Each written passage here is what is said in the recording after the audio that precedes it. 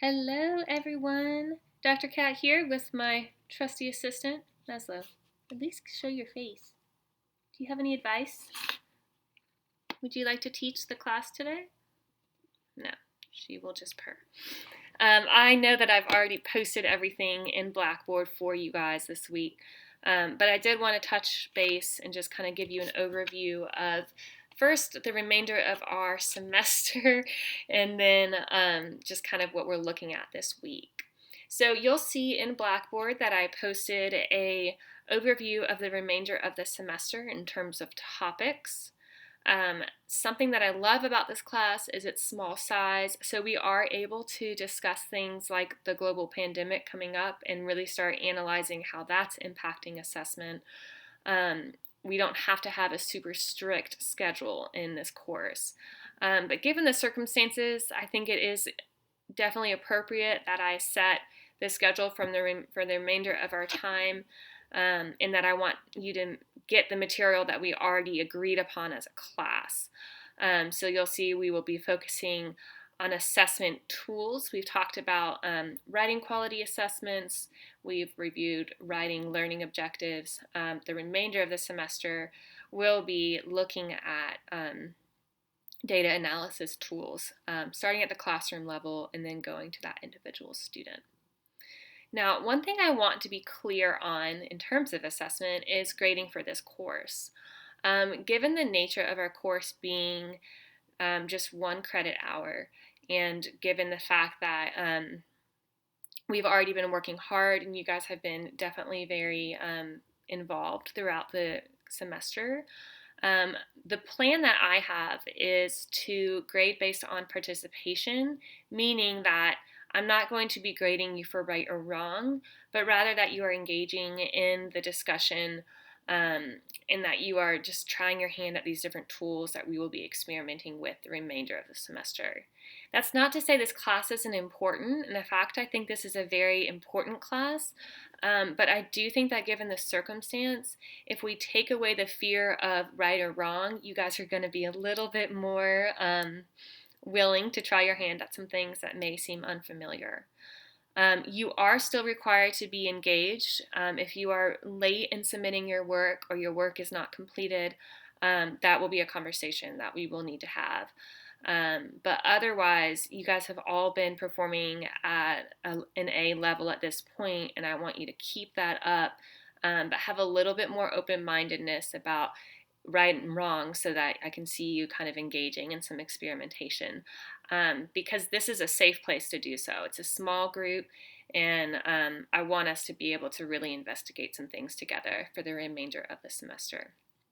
So that being said, if you are falling behind and I notice that, I will 100% be reaching out to you. I've already contacted several of you.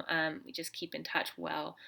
But this class is very important. I just don't want you to be stressed about right and wrong as much as gaining a lot from this experience, because it really is unique, particularly given your lack of face-to-face instruction for the remainder of the semester. So, talking about openness, let's talk about this week. So we have 2 things that we're really doing. First, we are starting to look at how to use Excel. I have never been trained in Excel. I'm not very comfortable using Excel, but I'm able to do a couple of basic things which I really do find helpful in terms of my own teaching.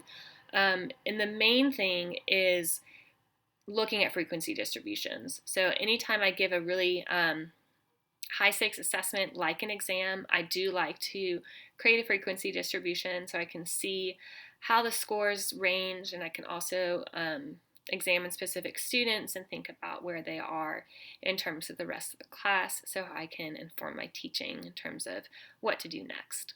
So you have 2 main assignments this week. The major one is based in Excel, so I've uploaded a basic Excel file that's just 1 exam and student names. Okay, so I've given you a list of tasks to complete with that data. You'll notice I did not link any how-to document because this is where openness comes in. Technology is always changing, So I want you guys to get used to the fact that you need to be Googling your answers when you're working with technology. Um, it's it's totally normal for me to get a task and I have no idea how to do it. So I have to be comfortable with seeking information out on my own. And no matter how much you study it in your teacher ed program here at Winthrop, we can't prepare you for everything. So I want you to practice trying to do something that you don't have much background in, okay? So I've asked you to post a picture of your frequency distribution to our discussion board. Um, Again, don't stress that it's not perfect, but do stress if you're not trying, okay? I already received a couple of emails this morning, so I did post a couple of hints. But you do need to think about what a frequency distribution is. And there is a difference between simple and grouped. So make sure that you're going back and reviewing that. The second activity that we are focused on this week is creating a Google Classroom. So one thing that I've really been thinking about in all of this is the importance of communicating with our students. Several of you have followed my Facebook page, Chat with Kat, and I'd like to call out Kayla on that. I think you may have been the first one to mention Chat with Kat. I think that may have been you, so congratulations. Used your idea. I'm doing that because now more than ever, I just want to keep in touch with my students. Not just so I can answer academic questions, but just so I can show them that I care. So I've really been thinking about like platforms to keep in touch with your students. And I love Facebook for the very personal aspect. But I'm really thinking about creating a Google Classroom where I can store general documents like who I am, why I'm a teacher, and some of my favorite resources that are very general, so they would not be classroom specific. The beauty of Google Classroom is it's free, and I can I can give students my class code, and then they are able to access my page. So what I'm going to do is I'm going to create my Google Classroom along with you guys. I want us as a class to each watch this Google instructional video. It's about 10 minutes, very simple, about how to create a classroom. And I want you to create your general teacher page. Now, this is something that you can keep and should keep forever. In your future classroom, you will most likely have pages for math or a page for science, or depending upon your grade level, it could be just one page for your entire class. But I do know from personal experience, it's really nice to have like a landing page for everyone. And that can include previous students. So through this Facebook app or Facebook page that I created, it's been really fun for me to keep in touch with some students I haven't seen in a while.